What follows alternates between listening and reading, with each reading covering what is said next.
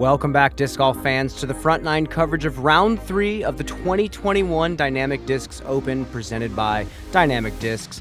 Brian Earhart here, joined again by my fellow lefty, Nathan Queen. Nathan, we moved to Emporia Country Club. What are your thoughts here? Yeah, we have a super calm day here for what we're used to in Emporia, Kansas. Gonna be the most attackable this course has been in the last 3 years or so. Normally, we have unplayable wins where even just a couple under par is 1030 rated at some points. We have a card, though, that has the ability to attack this course in ways that others might not be able to. And look at this. We have Ben Calloway still on top. Let's see if we can move into this course and have Ben make another push. Kind of a storied tournament for this individual, but we move into hole number 1, the par 5, 1,100 feet, huge drive off the tee, pretty generous fairway. Yeah, they moved the tee pad about 30 or 40 feet to the left this year, and it opens up that righty hyzer just a bit more. You don't have to play it over the road. And plays as a pretty good starting hole. 5-time world champion, sponsored by Discraft, Paul McBeth. And what a treat it is to have two Chase Card warriors, Paul McBeth and Chris Dickerson, ready to make a big move today, joined by Kevin Jones and Zack Johnson. No slouches in their own right. Yeah, so you see that big hyzer here over top of those trees. This should land about the middle of the fairway, push off to the left just a bit. And for the righty, I feel like pushing the left side OB gives them the opportunity to throw another power hyzer. Tennessee, sponsored by Prodigy, Chris Dickerson. And it feels like whenever Chris makes a Chase Card, something miraculous happens. I feel like anytime Chris is playing, something miraculous happens. Yeah, for real. Highlight machine, and plays very well at these longer courses, despite having a lot of his track record in the woods. Yeah, being from the eastern side of the country, there's a little more woods over in Tennessee, North Carolina, Virginia area where he was playing a lot when he got started, but still has lots of power, and he's able to pump the hyzers out like he needs to out here. From Greenwood, Arkansas, sponsored by Prodigy, Kevin Jones.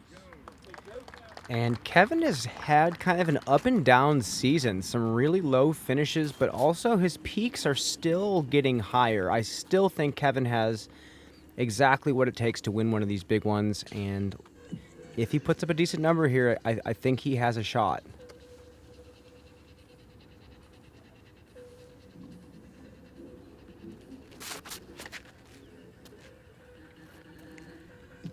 And pumping out that big hyzer, gets a good move on it. Probably wanted to stand up just a bit more, but still in a great spot. And he's got a good hyzer into where the old pin used to be now. Yeah. And from Eureka, Missouri, sponsored by Innova, Zack Johnson.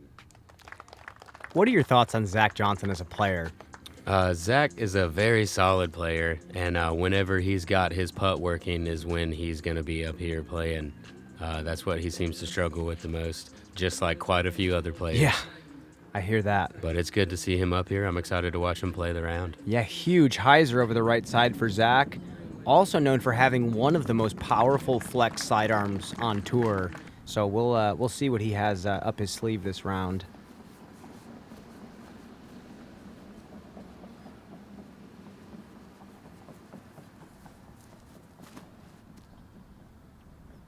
Big hyzer off the tee, and then a slight straight to hyzer here. He probably wanted to play a little bit further right, but he does have that sidearm play that you were talking about from the left side. And I believe Kevin's kind of playing a similar shot, aiming to be on that left side. It's much easier to attack the green from the left side with some sort of forehand. Yeah, the being on the left side really brings, there's an OB ball golf green right in front of the basket, and it kind of takes that out of play if you can swing it out wide. Yeah, Chris is doing the exact same thing. It almost feels a little different from how players have played this hole in years past. It almost feels like the players were used to putting their second shots off to the right And now they're starting to figure out this longer placement. Yeah, with the basket being pushed back, there's not as many aggressive attempts for the eagle, and they're realizing that they can play just a bit shorter, and it kind of makes the upshot a little easier. Exactly. And Paul just puts his in a conservative spot. This is par for the course, exactly what we were thinking here.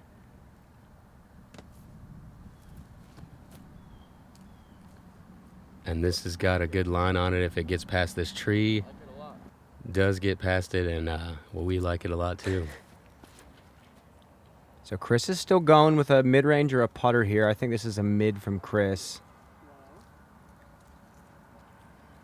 Yeah, 25 deep. Yeah, good shot there. It's really hard. There's an OB right in front of the basket, so you really don't want to land that and just happen to stick. You want to carry over it, but then it's easy to end up with that 25-footer instead of parking it because of that hill right behind it. Kevin with a good angle to stick it if he lands it correctly, gets to the tree, and also has that uphill putt.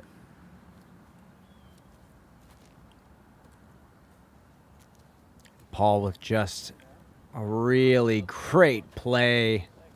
Yeah, and he does skip off of that OB there, not worried about it sticking, and parks it for the birdie.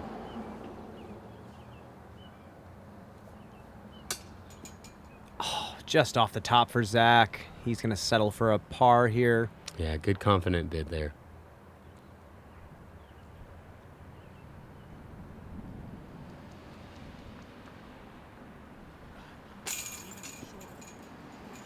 Low for Kevin. He's also going to tap in a par. Unlike Jones, this is a course that averaged quite a bit over par. A lot of these holes were averaging at least 0.1 or 2 strokes over par. This one was a 5.2. So this is Dickerson to take over a stroke on the field. Oh. And just pulls it off right side there. It looks like the wind's still pretty calm, so that's just maybe a bit of nerves. Yeah. And Paul begins his push, takes his first birdie. And especially, like you said, in these conditions, parring some of these holes is not going to feel good because you know the rest of the field is going to be really gunning to make a big push here. And on to hole 2, 731 feet. You've got this OB patch on the left side. The OB that's been on the right before is not there this year. They've gone back to the natural OB with that cedar tree that people like to end up in. But get a good left to right moving shot off of the tee, and then you've got about 360 feet as long as you get a decent tee shot off. Yeah, and there was a good helping wind here, but the trick is you have to put a pretty long shot out there that turns late. And this looks like an undertaker out of Paul's hand. This is really, really nice looking. Oh yeah, over there on the right side where that OB would have been last year, but that opens up a low righty hyzer into the green from there. And Chris going with the star power. I believe that's a D2 that he's throwing.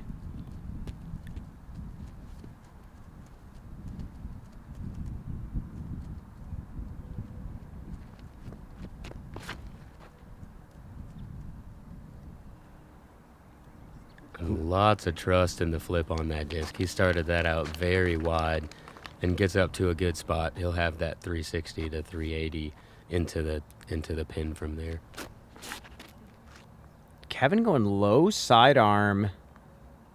Kind of a conservative play, but again, on this course, staying in bounds off the tee is the key to a consistent score out here. Yeah, he probably meant to have that just a bit higher. The small amount of wind that we do have here is a left to right, so it should push off of that OB once it catches hyzer. And not quite making it around the tree. Drops down low. That'll be a pretty tough birdie to get from there. It's pretty far back. Unless you have a sidearm like this. Little too overstable from Zach. That should be a no problem up and down for a par. Crazy enough, though, in these winds, when they pick up, even getting up and down from there is challenging. And this needs to not take a big flare. Yeah, that was a pretty flippy disc that he threw there. Kind of doesn't seem like he was playing for the birdie either, just trying to get the par. And Chris, after a very solid opening drive, has a forehand into the green.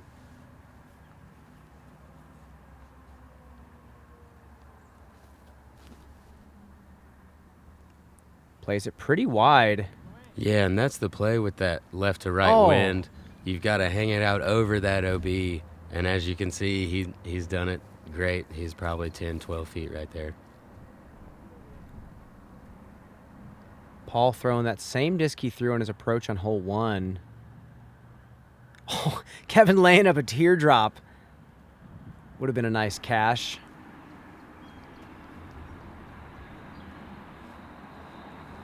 Zack Johnson also pitching up. So let's see where Paul got on that second shot.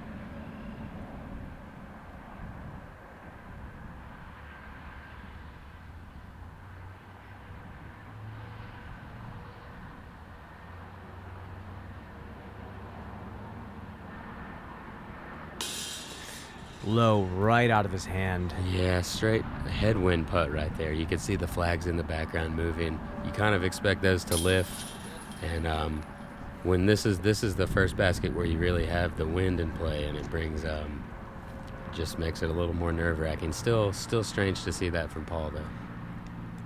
We have seen him miss low a bit more this season than we have in the past, but with him being as good as he is, it's, coming down the stretch, you'd think he'd be a little bit more laser focused, but lots of golf left to play. Hey, this is Paul McBeth. Thank you for watching. If you haven't had a chance yet, go check out the Paul McBeth Foundation. If you can help in any way, please reach out, and I look forward to putting more projects and more courses in the ground.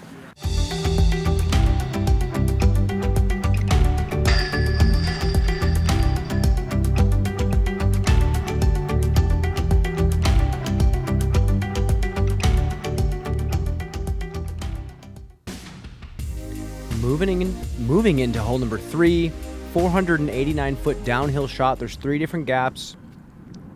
A right hyzer where you go straight out of bounds and you chance that skip back in. There's a center gap and a left gap. I really don't know what the players are going to opt for here with this wind being as down as it is. Yeah, I feel like the straight gap is probably... Yeah. That's what I would say is going to be the best play. With the wind down, you can work a disc that you trust more instead of having to throw an overstable disc. And as you can see, Chris just doesn't quite get enough turn to get it to the pin, but that's still just outside the circle and a really great tee shot. Paul looking like he has a vulture in his hand or an onyx. Some sort, I think it's one of those sparkle vultures that he likes throwing.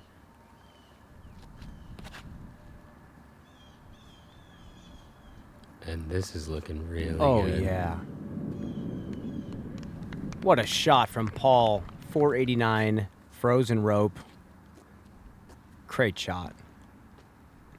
Kevin really liking this sidearm today. Yeah, the wind, even though it's not there that much, is still in the right direction to push this forward a little further than you would usually get. It's a tail left to right, and as you can see, that carry off to the right pretty quickly. He's just outside the circle as well.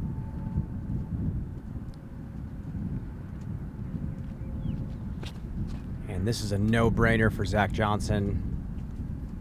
Yeah, and it looks like he's done it well. He got it flat without turning it over, but that was a very unfortunate ground play that he got there. That should have got a little bit of flare instead of jumping backwards. Backwards skip, but I hit a root, something along the lines of that. Yeah, this green does get a little wet as well on the downhill. It seems to get a little sloppy. He could have caught a little mud spot. Nice putt from Zack. Taking no time at all. Got a little break in the wind. Let's see it again. Ooh, little low weak side for Zack, controlling the pace. Solid Gatekeeper rewind. Yeah, that's a great 2 to get.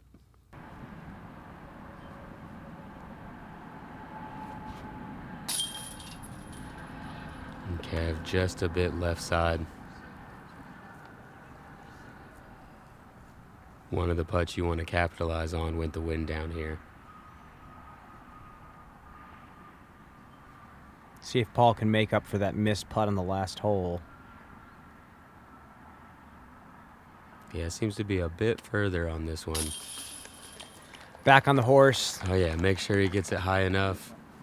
It's just high of center on the chains, dead center. And like you were saying yesterday, these veteran baskets do like anything center, high, low. They really don't discriminate. They don't like that angle of putt, but I was suppose... still not sure that touched any chains.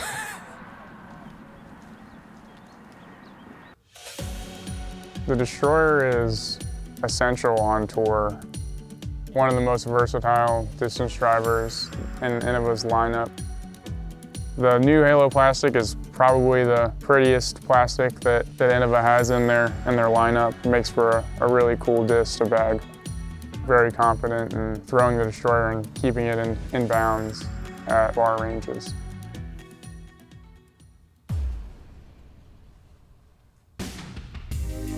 And here we are on hole 4, 423 feet. Another downhill par 3. Got the left to right wind and an OB green off to the right side. This is, you don't really want it to flip up flat. This still has a chance to come back in, but you really want it to play a hyzer the whole way. Gets the world champ love there. Wow. You see, a lot of the time when you see a disc land on that green, it doesn't move at all. It just sticks. Weirdly enough, yeah, because it's so short. Zack going a little straighter, getting to make a correction on Paul's. You see that left to right wind just shoving the face of the disc down. Yeah, once it gets turned right at all, it's going to be pretty hard for it to move back to the left. I'm interested to see if Chris is going to make the big correction and just go straight at the pin now. No, he's still playing pretty stable and pulls it out wide. It never does turn over, so this may float back. Same spot. Yeah, just throwing it far enough to stay off the green. It's just scary trusting that crosswind to still be there when you release the disc. Yeah, if all of a sudden you get a lull in the wind when you let go and it's not holding you back to the right, you could flare off left OB as well. And here's Kevin making the correction. Yeah, Kevin trusting that wind to pack his disc down. And just like you said, that is so unfortunate. Yeah, trying to play the wind read correct, and it seems like he does, but then gets a pretty unfortunate skip there. The wind doesn't pack him down. Luckily, he is pin high. He might have a pretty easy look for a par. And here's Paul for a long birdie.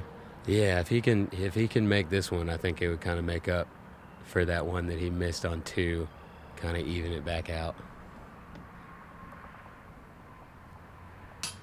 Oh, tons of spin on that putt. Such a good line, just doesn't drop.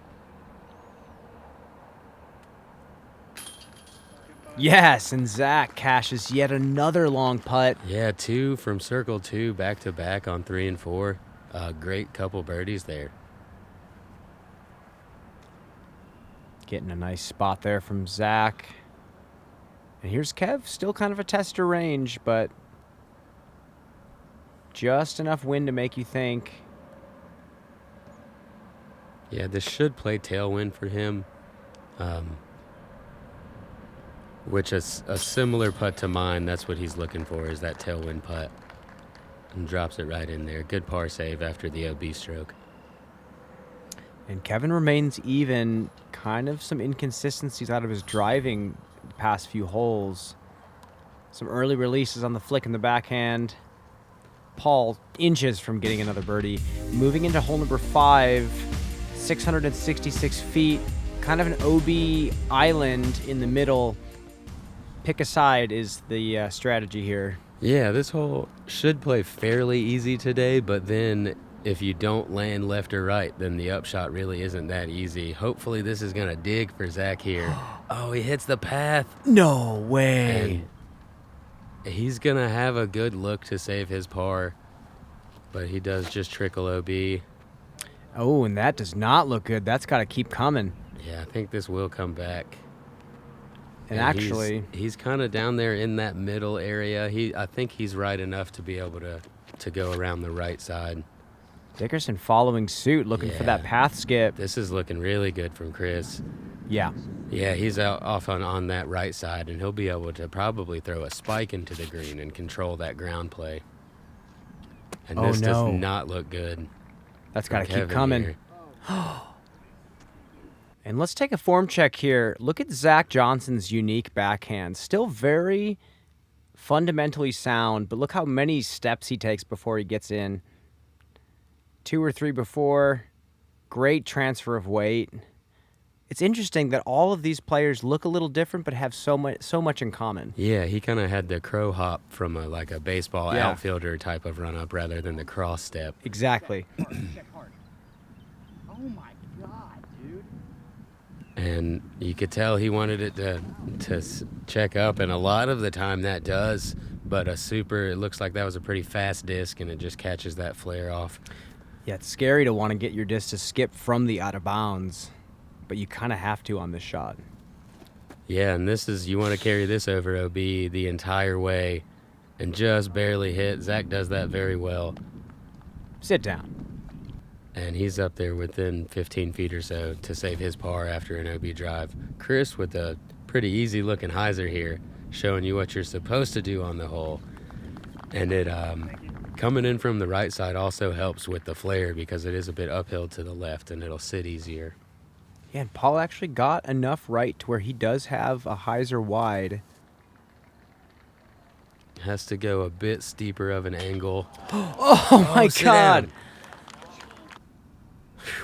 So close to being an incredibly unfortunate circumstance, but Paul does stay in bounds. Zack gets the up and down for par. Great sidearm into the green from Zack.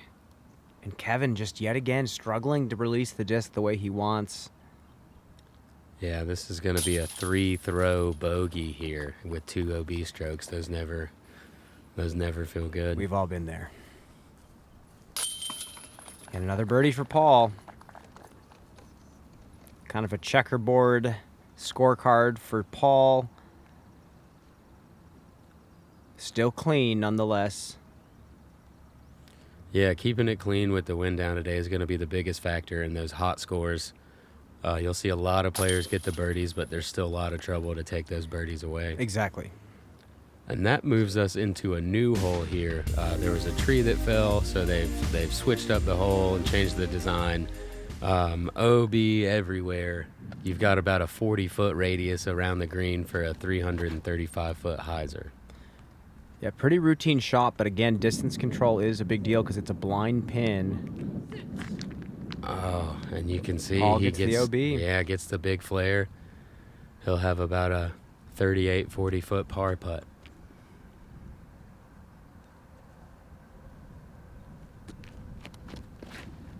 Yeah, you kind of want more of a stall hyzer coming into this green to prevent that flare. A little flatter angle And coming this is in. looking short.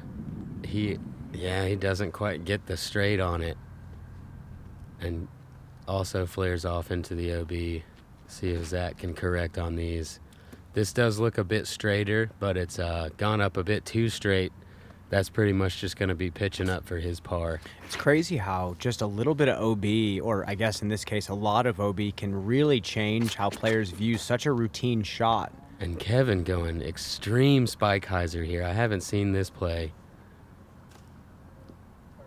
And crashes in on the trees. It seems like that would have been parked if it hadn't hit those. And he does have a circle 1 birdie look.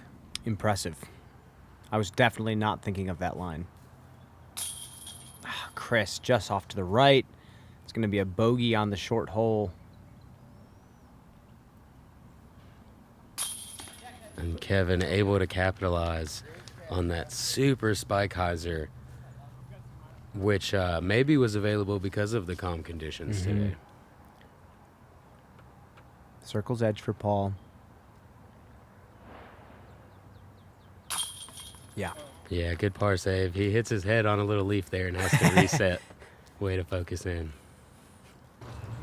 Hi, my name is Chris Dickerson. Thank you all for tuning in and watching.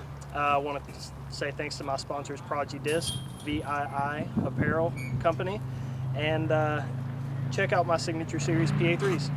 The PDGA has ignited the passions of professional and amateur members, paving the way for generation after generation of die-hard players. Disc golf isn't just your passion, it's ours too.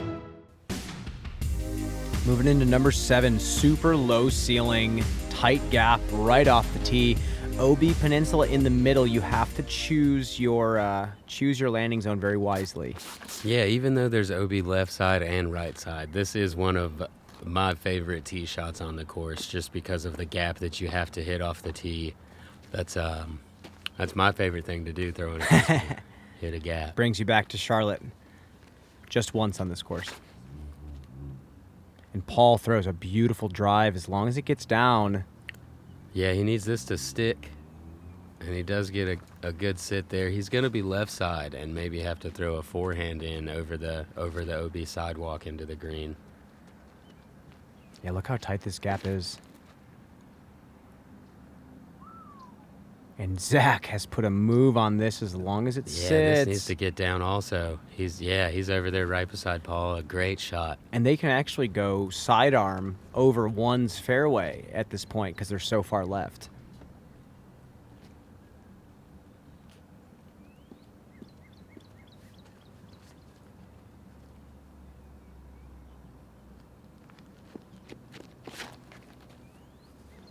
And if this gets down quick,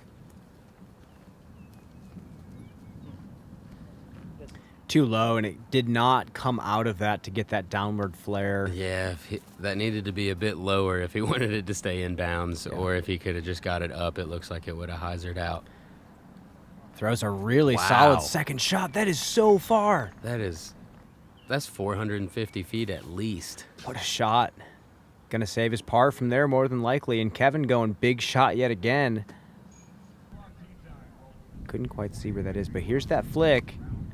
Wide open off to the left. Yeah, if you're this looks far. great. If it doesn't hit these trees flaring in, yeah, he's got about a 24-footer there. Paul going with a little hyzer shot to the inside. And just outside of where Zack's at, also inside circle one.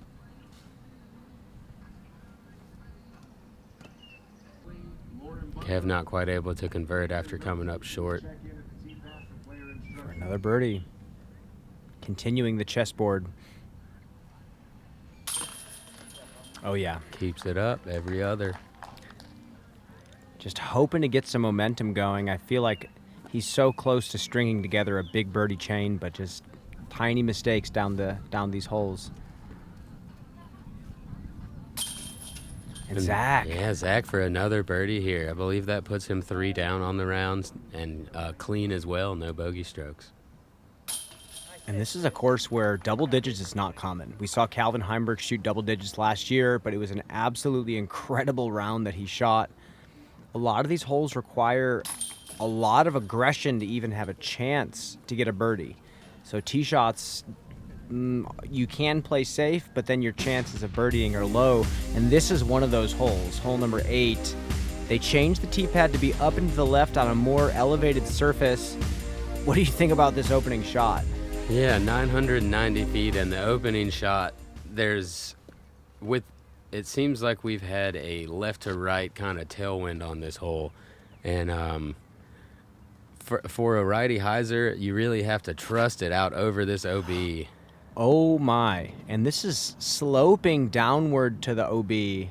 And he is throwing straight layup shot there. He put no power on that just to make sure that he can stay in bounds because of how tricky this tee shot is. It's pretty easy. If you flatten it out, it's easy to stay off to the right, but as soon as you keep it on a hyzer the whole time, it's pretty easy to push and flare down this hill. This is looking left. It's got to spike hard. And it does. It does spike, and he stays just a few feet away from that OB on the left side. You know, wide open off to the right for the righties, but they really neglected the lefties out here on this hole. I'm not sure it's just this hole, but yes. Kevin puts his drive into the fairway. Oh, and it just barely stays in bounds as well, trying to creep over to the left side.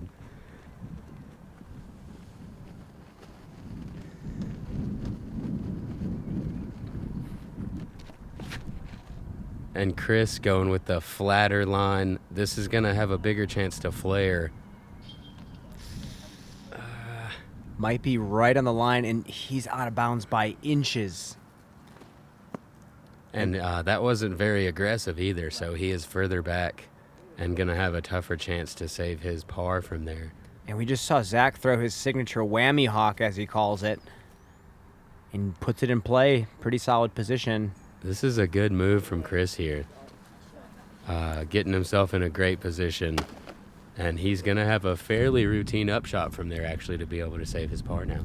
Yeah, it's tough because the ceiling, there are these trees right in the middle that you kind of have to challenge a lot on this second shot. Otherwise, it's too low ceiling to even attack the basket. And that's why the safe play on this hole is really tough sometimes to birdie from. You can't quite get far enough Exactly. on your upshot to get past that tree in the middle. Very strategically designed hole. Yeah, like in this case where he's at, he's going to have to decide if he can get underneath that tree or if he needs to go up and around it. And this... Oh my gosh! The overstability of that disc absolutely saves that from staying OB, and he's parked it. Kevin going straight at it with a mid-range. This looks absolutely fantastic.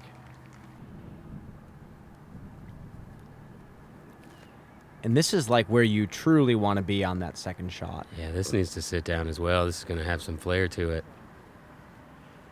Bit of a misfire there for Paul. Yeah, he seems to be throwing a really stable upshot disc, and we've seen him skip off to the left a couple times already this round. Yeah, I'm wondering if that's a Malta that he's throwing. I don't know if he throws the zone backhand too often.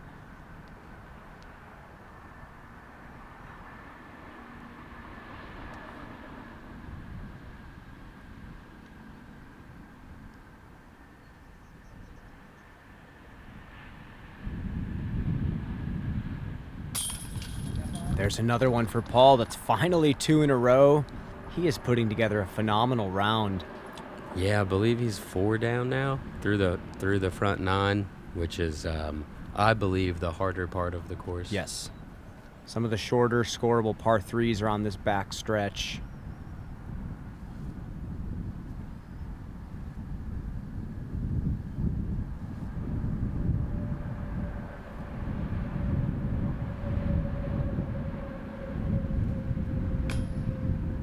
Low again from Kevin, kind of picking his back up a little early.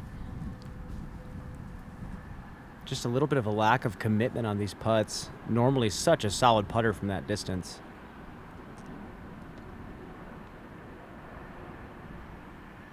And Chris with the opportunity for a par here.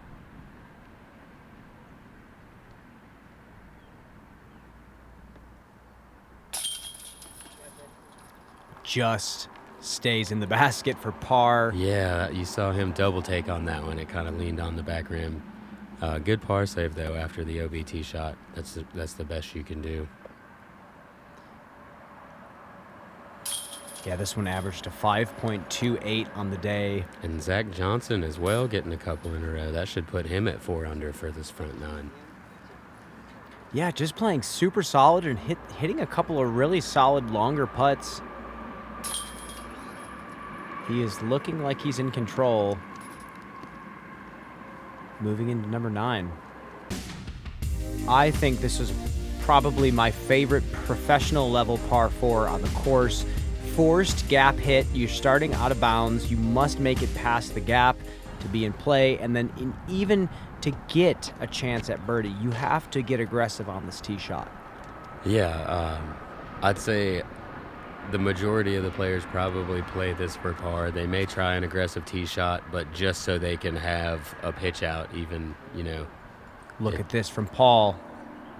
And he's out of bounds. Yeah, he gets that skip and carries off to the right side, which is one of the harder parts about getting aggressive for the right-handed backhand.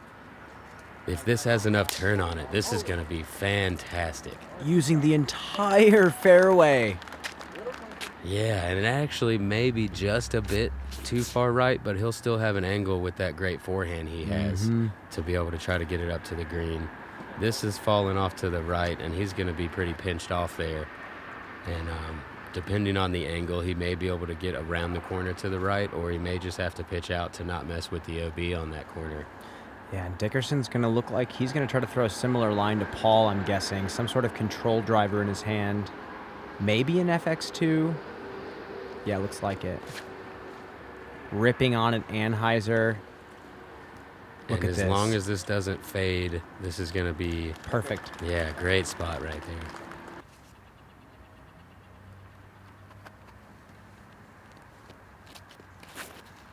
Huge Undertaker shot. Look at this.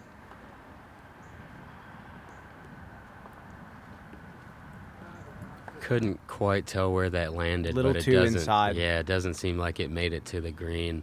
We'll see if he has a look to get out of there. Chris going with a high hyzer stand up and slides it straight into the gap. He looks like he's about 38 or 40 feet away there.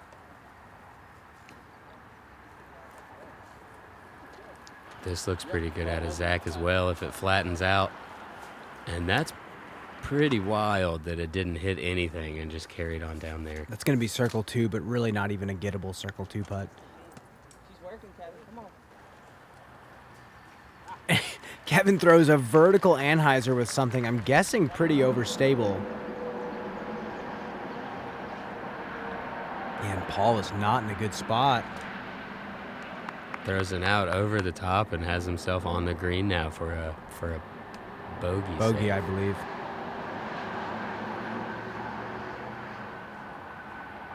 And Zach from in the forest tries to give it a bid and gets out. Par feels good on this hole. This is got to be close to the hardest hole on the course, right? It is the hardest hole of the course. 4.78 average.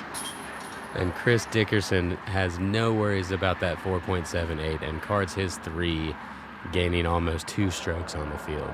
That's a phenomenal birdie. And again, you have to throw a shot like he did off the tee. Oh, and a great putt from Paul there. It says double bogey here. Little raptor legs from Paul. Yeah, from a 40-foot for double bogey. Wow. That's a good momentum putt taking you into the next hole. Kevin's going to tap out his par. Wow. What a wild front 9. Paul McBeth moves to 3 under after really doing work on that front 9. Unfortunate double on the back on hole number 9.